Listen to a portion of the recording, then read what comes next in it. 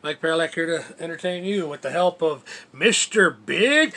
I'm the one who wants to be with you. Deep inside, I hope you feel it too. Blame it on a line of greens and blue. Just to be the next to be with you. I've been working a lot of 12-hour shifts. I'm going through old tapes that we made when we were kids, but also listening to stuff, including Mr. Biggs. Lean into it. Yeah, I gotta say, I hate to be the guy responsible for fixing that mess. That's a locomotive fell from a second-story window somehow. Somebody fumbled the ball. Alright, this is basically going to be a big rant. I've been working a lot, like I said, but there's a lot of good news to talk about, including stuff that just happened today. Filibuster, looks like not going to happen. The destruction of the filibuster, not going to happen. Still can't get their vaccine mandates through, can't get their Build Back Better plan through, nothing's working out for the Dems. And now they're even considering having Hillary run in 2024. You know what? I hope they do. I hope they do. It'll only speed up the process of the death of the Democratic Party. Even more good news. Mandate bill.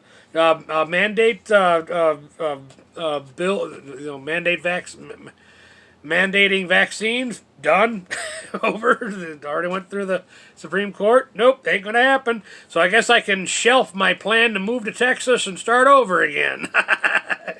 I'm not psycho or psychotic, or anti-vaccine, whatever, you want to get the jab, it's up to you. I just don't think it's for me. There's a lot of reasons to hope. There's even a Latino group, group that basically gives you ways you could say no to the Democratic Party. I think it's called like say no to the Democratic Party, I think is what it's called. But basically telling Latinos, you don't have to just give your vote to the Democratic Party. Like I said, I'm just happy to be alive watching the death of the Democratic Party. I hope I live long enough to see the death of the Republican Party. But there's a reason for that. I mean, just from my point of view, from what I've seen, Latino people are pretty damn smart when it comes to day in and day out, everyday life. That Latino people are pretty damn smart, in my opinion. Latino people don't flunk around. They know there's bills to pay and business to be taken care of. And I also was thinking about, it seems like the only requirement to be considered a strong and amazing entity in this day and age is to be born with female genitalia. And if that's the case, if that's all it takes, boy, our world needs to really work on its standards. You got me thinking of that. Thing years ago. But those, I think it was more than one. But there was, I think it was an American female. The story I heard. But she saw fit to marry an ISIS terrorist years ago, and realized too late the horror of her decision. Well, that's what freedom of choice. That's what, freedom of choice. And now you must live with your consequences. It's called being responsible. You're married to a terrorist. You married a terrorist, little girl. You yourself are now a terrorist to the United States. You're not human if you don't feel a little sorry for her. But isn't it ironic? She lived in a country where she was free. She had freedom of choice. She chose very, very, very badly. And now her only choice is to be obedient to her husband, her master, her governor, and her terrorist husband.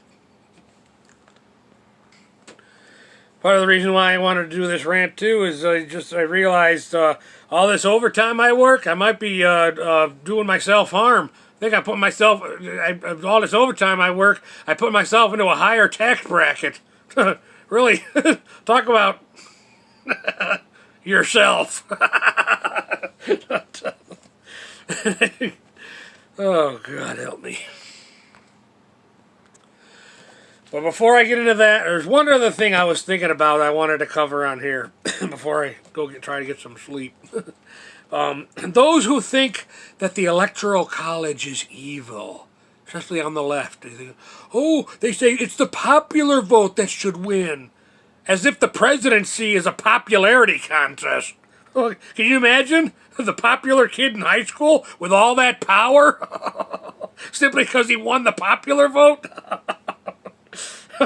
I don't claim to understand the Electoral College 100%, but I do understand it enough to see that it is a necessity. Look no further than human nature for that.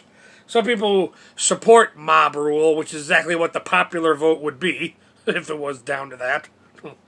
So, these are the same people who have no problem whatsoever with their elected leaders appointing other bodies of leaders, unelected,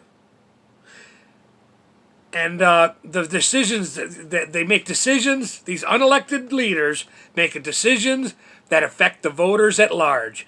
And these people have no stake in the outcome of their decisions. I mean, sure, the elected ones can be voted out next cycle, but their appointees are still there, doing what they love to do, holding dictatorship over us, the common people, the workers. To some of these people, these leaders, these unelected leaders, to some of them, it's no longer about public service. It's about their divine right. Nancy comes to mind. One random example. This woman has done more damage to our republic than anybody else. I say republic because remember, we live in a democracy within a republic, and thank God for that. And remember, this week you had a warning from the IRS. Yeah, the IRS gave you lowly little workers a warning. It said, you do your taxes early. I was going to do that anyway, but don't expect the same courtesy in return. They are already saying that it might be a year or two before you actually get your return. As a law-abiding citizen, that ticks me off. I mean, under Democratic Party policy, that taxpayer money was used to bail out mostly peaceful protesters during the Summer of Love. These Democratic leaders justify this, saying, oh, those small businesses had to be burned down. The owners were race. IST. Still not sure if I can say that word on YouTube. But, yeah, they're homophobe and they're xenophobes and whatever else kind of phobe you want to make up. And the proof of this is they had the gall to be disobedient to the holy political elite. And they voted for Orange Man Bad. Now they must pay the price. Say these Democratic leaders. What more proof do you need? They voted for Orange Man Bad. What more proof do you need, you right-wing race? IST. As for the IRS, if we are to continue to be a country of law and order, its power over the financial lives of the legal American citizens will be greatly reduced. It is ignorant to think that the IRS will be completely abolished. Personally, I do support such things when it comes to other government organizations.